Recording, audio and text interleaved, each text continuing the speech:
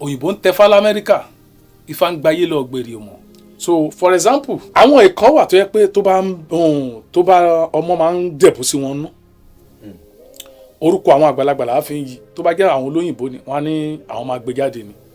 àṣírí yẹn wà wájú ọlọ́run irọ́ ìbá wọn náà fẹ́ ọpẹ́rẹ́tì ẹ̀ ní agbésórí kántà ṣùgbọ́n àwa a máa sọ̀rọ̀ yorùbá ọgbọ́n kan ṣáà lọ́ta fi ń jáde inú èèyàn tó máa yìnbọn fún yàn tá máa yọta tí n bá ti rí police report tún sísìn màá sọ fún yín pé màá yẹ wájú ta màá dẹ̀ 1 minute sí màá pe station tó ti ṣẹlẹ̀ màá sọ fún yín pé màá yọta àbọ̀n wájú ta tí n bá ti rí police report. ẹ ti sọ fún àwọn dókítà ìṣègùn ìbò gan kó má dúró ní police report mọ́. irọ́ àwọn náà máa polè wájú àwọn náà tó máa ní kólókó wá mu. So gbogbo nǹkan tẹ́lẹ̀ bá ń ṣe nílé ayé yìí ọlọ́run ní jẹ́ ká dáràn nǹkan tí ò tó nǹkan ó lè di nǹkan tó máa ju nǹkan lọ. So tó ẹ̀ mo yẹ sọ pé kí gbogbo ayé wa bá ń ṣe ètò yìí kọ́ máa like ẹ̀ kọ́ máa comment ẹ̀ dáadáa kó rìn gan kó go viral torí ìdí àtìtúmọ̀ ni pé ilà akáyè wa yìí a gbọ́dọ̀ máa sílẹ̀ torí èní kan torí ọ̀la ni ó ti ṣẹlẹ̀ rí mo ò sí nílé lọ́dún yẹn tíjà kan ṣẹlẹ̀ mo wà ní ilé ọ̀dọ̀ mi ní òkè àrò ó dà pé iná ti débẹ̀ yẹn rí mo wà nílé ọ̀dọ̀ mi lókè àrò bọ́ ṣe ọ̀dọ̀ yẹn náà bẹ̀rẹ̀ ìjà ní àwọn náà yìnbọn fúnra wọn ó dà kébi táwọn ọmọ ẹ ti wọ́n sọ pé irú ìbọn yìí tán bá rí apè náà ayọ̀ táyẹn èmi ò rẹ̀ sí nílé mo dé wẹ̀ẹ́sì bí mo ṣe máa ń dé ọdẹ jà Monday ọdẹ yọ táàbùn ẹgbẹ́ báwo ló kàn pè náà so ọ̀rọ̀ tí mo sọ yìí wọ́n invite mi àwọn ọlọ́pàá invite mi torí ẹ̀. láìsí lẹ́yìn. no wọ́n gbọ́dọ̀ mú bíbélì náà sọ ó ní ẹ̀ka di òtítọ́ mú kamọ̀ etí ṣe òdodo káwádìí ohun gbogbo dájú so èmi ò mo lọ fún ara mi invite mi mo lọ náà so òun mo máa sọ fún yàn pé nítorí pé ọ̀rọ̀ tọkàn gbọ́ wípé àwọn kan ọmọ àdúgbò sọ pé ẹgbẹ́ wà ní àyíká. àwọn ara wọn náà sọ o pé àpè náà irú ọ̀tá àbọ̀ yìí mélòó ṣùgbọ́n kò sí ẹni náà tí mo lè rí tí n bá rí police report so ọ̀pọ̀lọpọ̀ kẹ́kọ̀ọ́ṣẹ́ yìí kò yé ọlọ́run ní kẹ́kẹ́ adíjà ìjọba máa sọ fún yàn ọlọ́run ní kẹ́kẹ́ adíjà ìjọba o olóyè Sunday Ìgbòho Adéyẹmọ Ìgbòho ṣá kò ń ṣe pé ìjọba ló bá jà o àwọn èèyàn ò gbàgbọ́ yé o kò tí yé kò bá ìjọba jà o bọ́n ṣe ń pa àwọn ìran wa ló bínú sí o tó ó di nǹkan mọ́ lọ́wọ́ so àwọn èèyàn ò gbàgbọ́ yé ni o. gbogbo alárí àti gbogbo fọ́nrán tó ń jáde. ó ti yẹ sí so kọ́lọ́run ṣàánú ìlú yìí. àwọn fúlàní máa da ẹ̀kọ́ wá da màálù wọn ní oko lóko. ẹni tó èèyàn kan ṣoṣo tó dúró bíi mẹ̀sáyà láti jà wọ́n dẹ̀ tún gbógun tì í. so ẹ mọ̀ pé bí ọ̀rọ̀ bá ṣe bẹ́ẹ̀ yẹ bá ṣe fò òun náà ṣe ń sọ̀kò ẹ̀ lórí ọ̀rọ̀ pé ọ̀rọ̀ ìbílẹ̀ àti ìṣègùn olóyìnbó tó bá tó stage kan àwọn náà ṣá èyí tó bá jẹ́ onílàákàyè nu wọn á sọ pé ẹ lọ tọwọ́ lébọ̀ á pè wọ́n lẹ́yìn ẹ lọ tọwọ́ lébọ̀ òyìnbó ti ń kọ́fà o ṣé ẹ mọ̀ pé fá ti ń gba ayé lọ. òyìnbó ń kọ́fà. so lágbára ọlọ́run ifá ń gba ayé lọ ọ̀gbẹ̀rì òmù ẹ ṣèyẹn léní torí ìdí ni pé ṣe ti rí nǹkan tí ọ̀pọ̀lọpọ̀ wọn ń tá a ní àmọ́ yìí ń tá a ní nílẹ̀ wa ọlọ́run fún wa ní nǹkan gan ọlọ́run fún wa nímọ̀ ọlọ́run fún wa ní nǹkan gan inú ìṣe wa inú ọ̀wá wa ìwà wa ló ṣe kinní jù àwa lálápọ̀nlé àti kíyàn jù. So for example àgbo tẹ́ ń wò yẹn tí wọ́n mú yẹn àti oògùn tó ń ṣe ó máa yẹ yín sìn nínú tébúlẹ̀tì oògùn táwọn ń ṣe yẹn pẹ̀lú àgbo táwọn ń ṣe yẹn mo fẹ́ fi ìyàtọ̀ wọ̀nyí tí mi bá ní gbà yín lákòókò jù. èèyàn kan bímọ èèyàn kan lébọ̀ lọ́dún kan èèyàn mi kan dókítà ní àjọwà mo wá examine ẹni ẹ̀tọ́ rà máa ń gbẹ̀bí nígbà tó máa wẹ̀ ní mi ti wo bóyá ní ẹni yìí ibi tí mo dẹ̀ fẹ́ lọ èmi nílé lọ torí time báyìí ó yẹ kó lè bímọ mo á ní kó náà bá examine ẹ̀ mo ní títí 12 yẹ kó lè bímọ àwọn ọdún máa tó 6 nírọ̀lẹ́ mo ní kò possible. mo ní kò possible. dókítà oníṣègùn òyìnbó ló sọ yẹn èmi dẹ̀ sọ pé kò possible. ìgbàlẹ̀ yìí sọ pé wọ́n máa bí. èmi bímọ láago 12. ó máa di wákàtí 6 ìyá sí ìgbà tí dókítà olóyìnbó. so àwa bí ọlọ́run ṣá lọ́nà tí yóò bá ń lò. nílànà ìbílẹ̀ lórúkọ tọ́lọ́run jẹ́ àfi bẹ bàbá yẹn. ṣé mọ̀ pé tọ́mọ bá múyàn léraléra ọmọ máa tètè wálẹ̀. ṣé mọ̀ pé àwọn oníṣègùn òyìnbó wọn á ní tí ò bá ti di kinní kan finger àwọn ò lè help ẹ̀ pẹ̀lú oxytocin. ṣẹ́tíngẹ̀t so ìgbà tí àwa dẹ̀ máa lo tàwọn bàbá wa yẹn egbògi kan náà ni tó bá ti ń jẹ tìbílẹ̀ tó bá ti ń jẹ lẹ́sẹ̀kẹsẹ̀ ọmọ á máa mú léraléra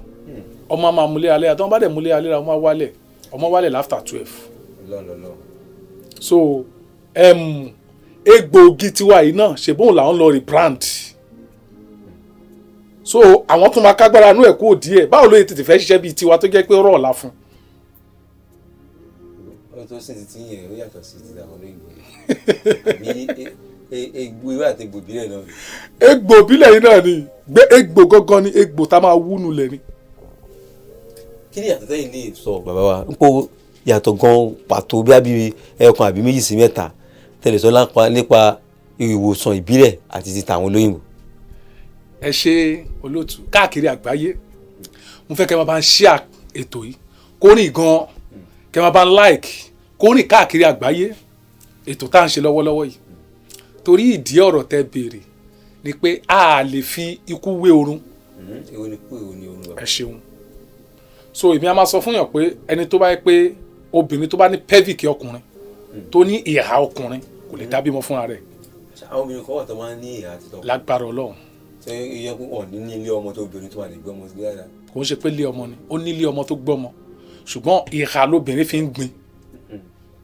ìhà tí wọ́n wá dàbí tọkùnrin. ìhà tí wọ́n wá dàbí tọkùnrin. Ọlọ́run ló ní orí bẹ́ẹ̀. so tábà ní ká kíkiní yìí mọ́lẹ̀ ká máa yànnà náà lọ ilẹ̀ aṣú ilẹ̀ amọ́. so ìdí tí ó fi yàtọ̀ gbọ́rọ́gbọ́rọ́ àwọn kan wà nù àwa tán ń ṣiṣẹ́ ètò ẹ pé ọ̀pọ̀lọpọ̀ lóòótọ́ máa ń sọ fún yàn tẹ́yìn bá ti rí kíní yẹn bẹ́ẹ̀ tẹ́ni yẹn bá ti fall in labour tí má ti rí bẹ́ẹ̀ ẹ má try láti waste time tó má ti ya kíní yẹn tá bá ti wò ẹ má waste time ẹ kàn lọ open ẹ kàn lọ gbọmọ jáde màá ń sòtọrọ fún yàn ẹ jẹ́ kàn lọ open ẹ torí ẹ mọ̀ pé mo ti sọ kan síwájú náà mo ní lórí ìhùn ti olóyìnbó tó bá ní kàn ṣe general test kàn ṣe o kàn má náà pè náà lóní káwọn má ṣe o tó bá ní kàn ṣe test kàn ṣe o ṣùgbọ́n tó bá ti mú test tó bá ti ṣe test yẹn tó ti yẹn là ṣe rí nǹkan tó ń ṣẹlẹ̀ kàn tètè kàn síbi tó yẹ kàn sí ṣe rí pé mi sọ pé àlágbọ́n jù kàn tètè kàn síbi tó bá yẹ kí ọkàn sí inú á dùn ẹ̀rín á bọ́. bàbá wa jẹ́ má bínú kẹ́tọ́ lọ pé ilé ìtẹ́tọ́ yẹn tó mú mi rántí nǹkan ọlọ́run ní pé nǹkan sọ sí mi níyè báyìí àmọye àìsàn tó máa ń bá àwọn èlò ọ̀pọ̀lọpọ̀ ọjà tá a máa ń gbọ́ lórí rédíò lórí amóhùnmáwòrán wọn ní pé mo tẹ̀sí oríṣi ayé pákálá ti ṣe wọ̀n ní nǹkan tó ń ṣe orí yẹn tún kọ́ bàbá. tọ́pọ̀ wọn àwọn oríṣi kò sí máa ṣe tó ti gbèsè wọn ní wọ̀n ní nǹkan tó ara ẹni ìdẹ̀ ń pariwo pé òun ṣàárẹ̀. ẹ ṣeun olóòtú inú àdùn ọkàn abalẹ̀ rìn abọ́ òun ni mo fi sọ pé tó bá ti ṣe tẹ́sítì tó bá ti tì mọ́ bí tí wọ́n ń lọ àmọ́ ti tẹ́sítì wọ́n rí nǹkan tó ń ṣe wọ́n kọ́ ètè sáré. bẹ́ẹ̀ ni àwọn dọ́tọ̀ wọn sọ pé wíwá kọ́ tẹ̀sẹ̀ léwọ̀. ẹ ṣeun ìyẹn ni pé kọ́lọ̀ ń ṣàánú mo forí balẹ̀ fún jí ajuni lọ mo forí balẹ̀ fún àwọn ìyá mi akarakóró ẹ̀yà forúfò àwọn akọ ajá abojúmẹ́rin abo ajá abojúmẹ́rin akọ ajá abojúmẹ́jọ abo ajá abojúmẹ́jọ àwọn akọ ajá abojúmẹ́rìndínlógún abo ajá abojúmẹ́rìndínlógún àníríjà wọn torí kò sí wéyè lè ń kórí náà tẹ́ bá lọ wo olúwa Kùránì débì kan kọ́kọ́rọ́ lé ayé yìí àwọn Ọlọ́run kò lé lọ́wọ́ so ìbá wọn bẹ̀ ìbá wọn àgbàlagbà ń bẹ̀ ìbò oṣù olé ìbàjẹ́ ilé ìbò kó tó dorí kodò tí ó ṣomi ìbòbò tó dorí kodò tí ó ṣẹ̀jẹ̀ ṣé ti rí tírú ẹ̀ bá ti ń ṣẹlẹ̀ ọwọ́ àwọn ìyá mi náà rí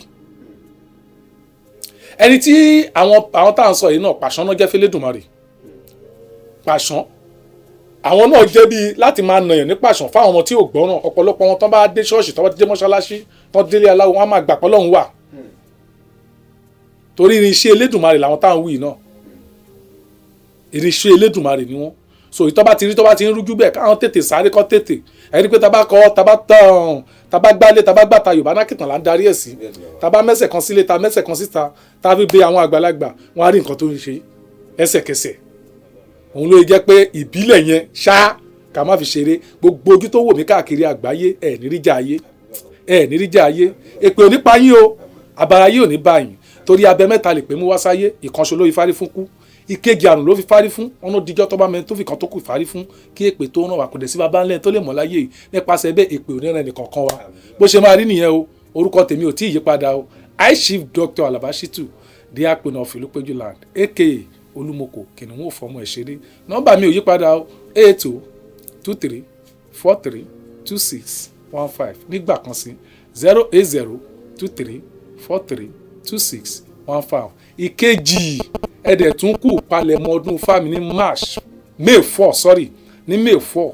King Dr. Saheed Òṣùpá náà ló fẹ́ wá play. Ẹ ṣé mo dúpẹ́.